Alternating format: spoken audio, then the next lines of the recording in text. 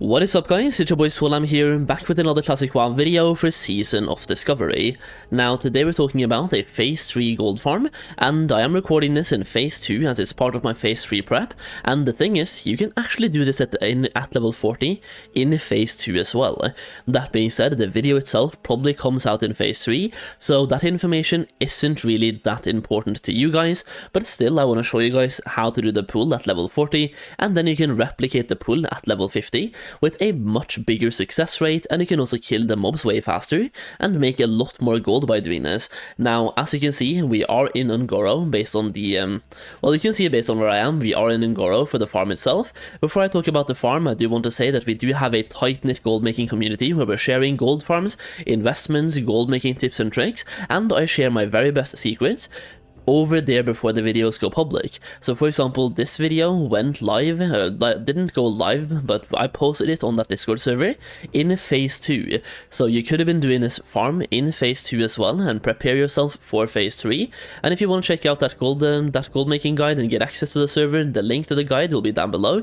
Purchasing this guide gives you the guide itself, and also gives you access to that Discord server or gold making community, where I give you guys early access to gold farms, gold making information, and also my investments, which some of them have literally 10 times in price, so you're getting 1000% profit margins on very many investments out there. Like for example, the Black Pearl tip and also Bolts of Rune Cloth went from 20 silver when I really pushed them to being over 1 gold each. Those are just to mention 2 of them. Even Bolt of Mageweave, we bought them for 15 silver and we resold them for over 1 gold, almost 10 times profit on that one as well, just to mention a couple. I've also been talking about golden pearls when they were worth 3 to 4 gold each, and now they are a little bit more expensive than 3 to 4 gold. So once again, if you want to check it out, the link to the gold making guide will be down below in the video description or the pinned comment, and once again you do get access to that gold making community where it's my way to stay in touch with you and give you information on a daily basis, how I make my gold, and give you guys the best information that I can as early as I can. Making a post over there is way faster than making a video, for example, editing the video, making it public. It's the best way for me to give information out as fast as I can. So once again, if you do check it out, thank you so much, I really do appreciate it. You're able to help me out, and I really think I can help you make a lot more gold in Season of Discovery as well. Could be a win-win scenario. You can check it out once again through the link down below.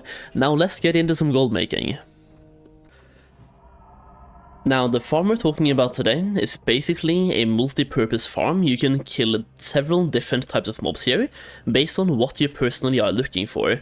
So I want to talk about the mobs you can kill, what to stay away from, what to be aware of, and you're in a high level zone. We're going to be level 50 in Phase 3, and as you can see, there's an elite here, level 58. You really want to make sure you know this guy's pathing. He's pathing around the mountain, like anti-clockwise, so not clockwise, but the other way around.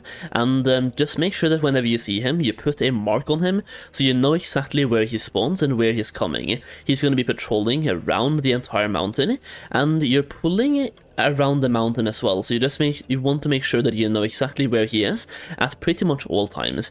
Now for the pull itself, I want to show you guys the entire metric. Now once again, I've talked about this before and we're using the same thing again. It's a object slash pathing abuse kind of, where we're walking on top of an object to trick the mobs. So you can for example farm these Blazing Invaders, they're level 54. Yes, I know I'm recording this in Classic Era, by the way, I'm level 60 right now. I'm going to be showing you this from a level 40 point of view as well.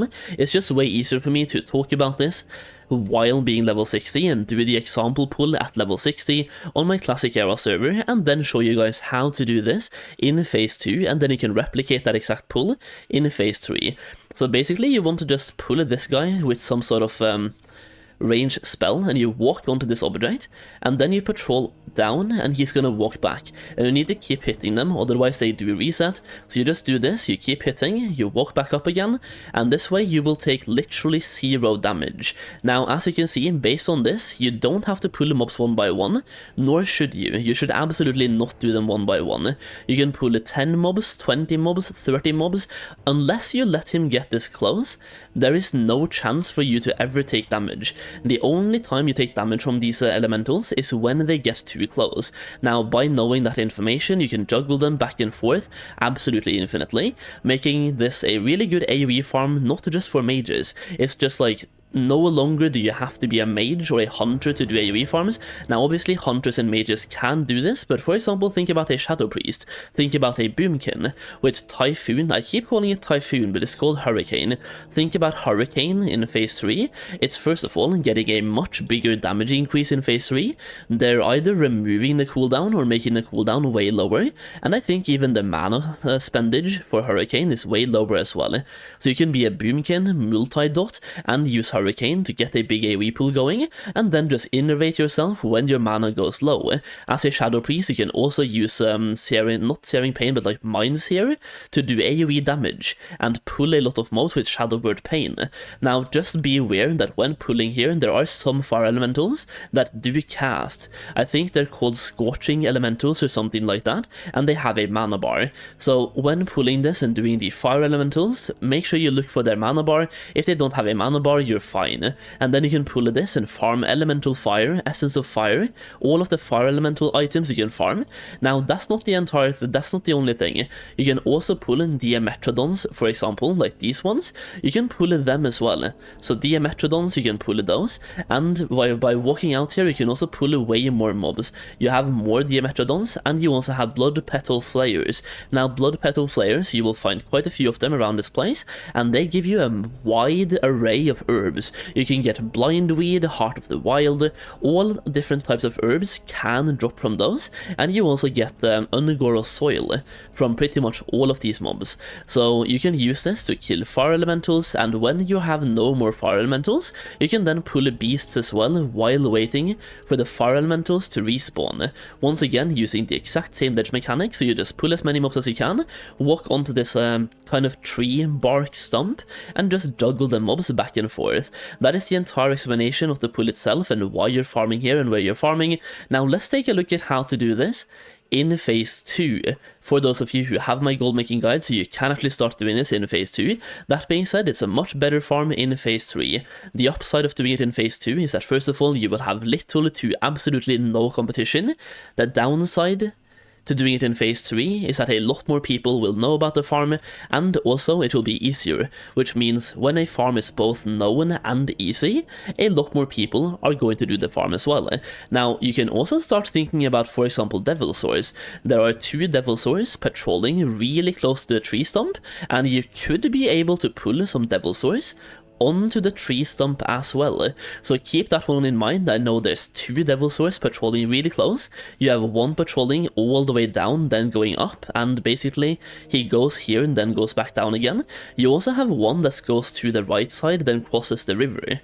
So you have 2 Devil Swords that are really close to this tree stump, and you could be able to pull those, and by using this mechanic, they might not hit you in melee range either. So you could literally use a tree stump to solo farm Devil Swords without having to be a hunter, like a boomkin or anyone with skinning, just as an example. Now let's look at how to do this in phase 2. Alright, so here we have a level 40 hunter in Season of Discovery, phase 2, pulling, for example, the beasts on the outside. Once again, you can do the exact same thing with the fire elementals. We're just showing the beasts here, so you can pull the blood petal flares. The red mobs will aggro you by default, so just focus on pulling the yellow mobs, and the red ones will they will get pulled anyway. They're really high level. Now keep in mind, when you're level 40, this is a really scary place to be, so make sure you keep an eye out for the elite, for example, Baron Char, that I talked about early in the video. But when you have done the pull is the difficult part. Now you just want to get yourself up to the tree stump, and you want to just make sure you don't get hit by the mobs. And like this, you do get hit and you take a lot of damage, so try not to let that happen. And now when you have them in place, the hard part is the pull and getting them to the stump. When you have them here and you have the whole, you have the kiting mechanic down and you have them on the path, the pull is easy, because at this point all you do is jump down and jump back up.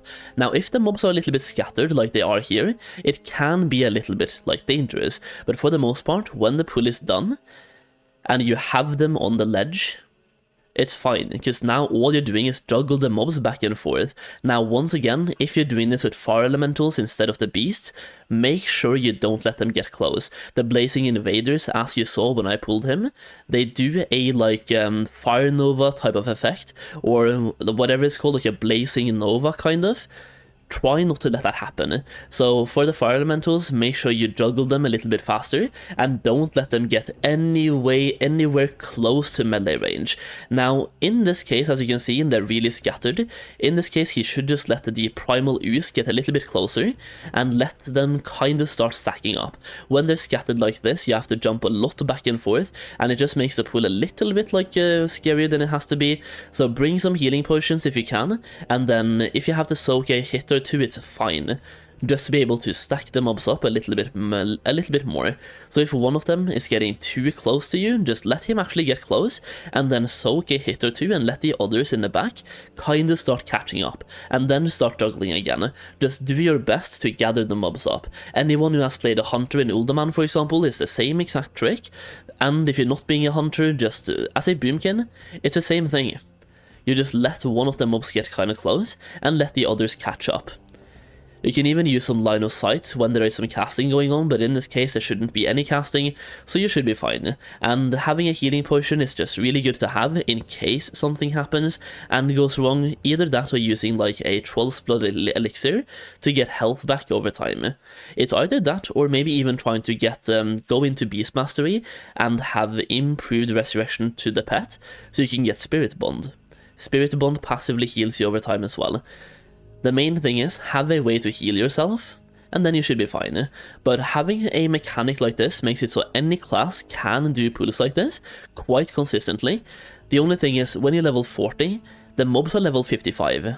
Like anywhere between level 52 and 56, like the mobs are really high level. Doing it in phase 2 as anything but a hunter is going to be borderline impossible, but hunters have like, first of all, you hit things way more often, you have the trap mechanics, so doing it in phase 2 is really, it's a hunter type of gold farm, but in phase 3, this is going to be open to so many more classes. I can see Shadow Priest doing this, I can see Boomkins, I can see Mages, I can see pretty much anything, but the thing is, hunters are also really good. Once again, the trap mechanics are super nice here, because you have an AoE slow. Being a mage, you also have an AoE slow through Blizzard, but yeah, it's gonna be good. I think this type of farm is looking really good, and once again, this is not the only place you can do this. There's so many mechanics like this and so many objects in the open world that makes farms like this absolutely incredible.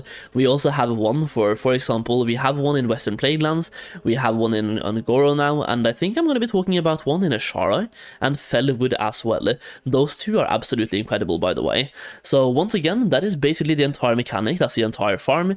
Make sure to go and test it out, let me know how it goes for you. It's really good now in phase 2, I think it's going to be even better in phase 3, but once again, the upside of doing it in phase 2 is no competition, while in phase 3, there could be a lot more competition for both the farm and also even the tree stump.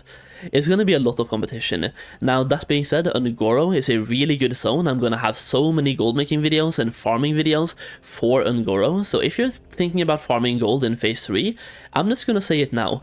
Ungoro might be the best zone to farm gold in general, because there's so many gold farms available in Ungoro.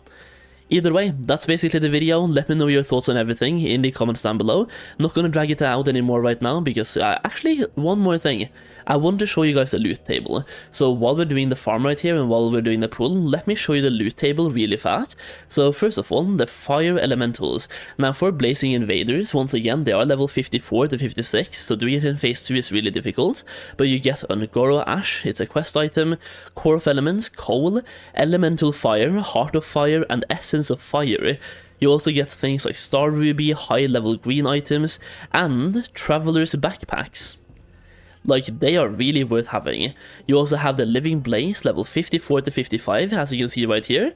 They also drop, once again, Elemental Fire, Heart of Fire, Essence of Fire, and Going down, we have Journeyman's backpacks, and we also have Traveler's backpacks from these mobs as well.